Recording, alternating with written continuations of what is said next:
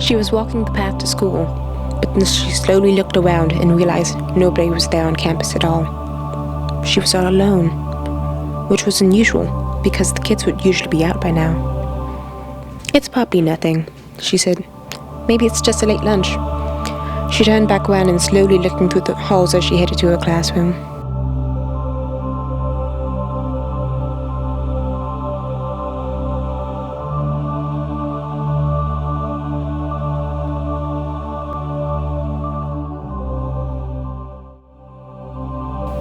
Hoping someone was there.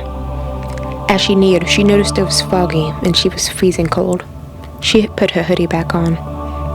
She noticed how weird the trees were today. What the heck, weather?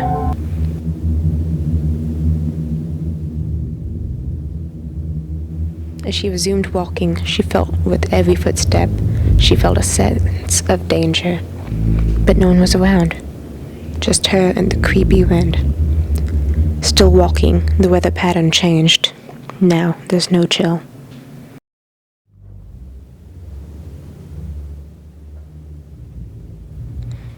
All she could think was, the fuck weather? But now she was weirded out. She had a bad feeling about all of this. Her class seemed so far away, and the trees were making the scariest noises. She couldn't take it. She fled and ran towards the door. She had no idea what she was to expect on the other side. The handle was sticky and wet. The girl was obviously uncomfortable. She slowly opened the door.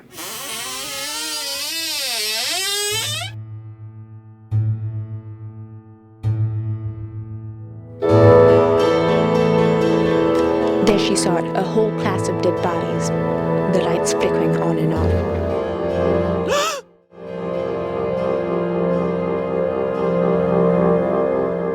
She was mortified, absolutely terrified.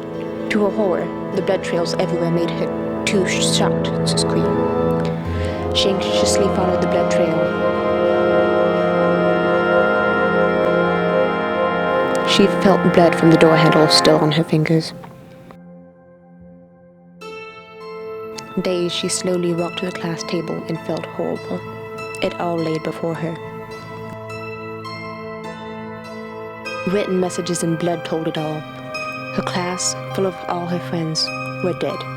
Mercy is for the weak, it spelled out for her. She looked more, and she saw her dead teacher lying on the ground.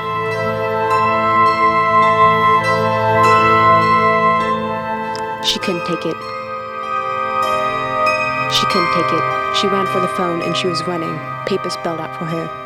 "You are next." They coated the floor.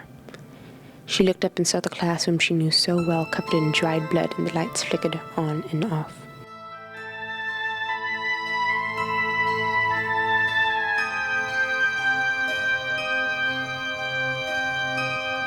Tears formed in her eyes as she walked through the dark room. She was nervous. She was terrified. She slowly neared the phone and saw where the trail was leading to.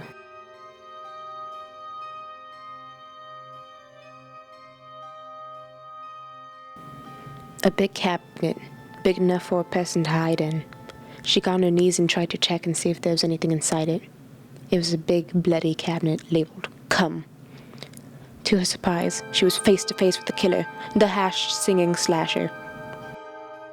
The killer flicked off the lights, then flicked them back on to stun the girl. In that blind flashing moment, she knew she was next. As the girl and the killer came face to face, she fell back in surprise. The killer attacked and was gonna strike. The lights shut off. She can't breathe. The killer said, "Nice to meet you, bitch." She raised the knife to her eyes.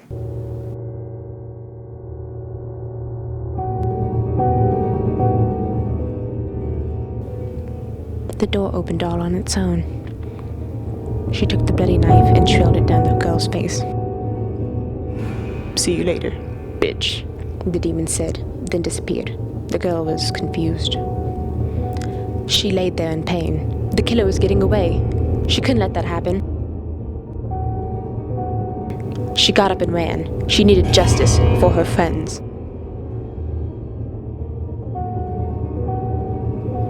But the killer already took off running, never to be seen again.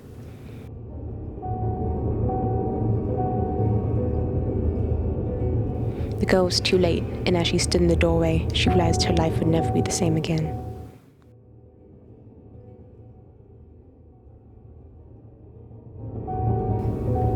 What's this on the ground? She knelt down and picked it up. It was the murder weapon. Yes, I could bring it to the police, and I can get justice.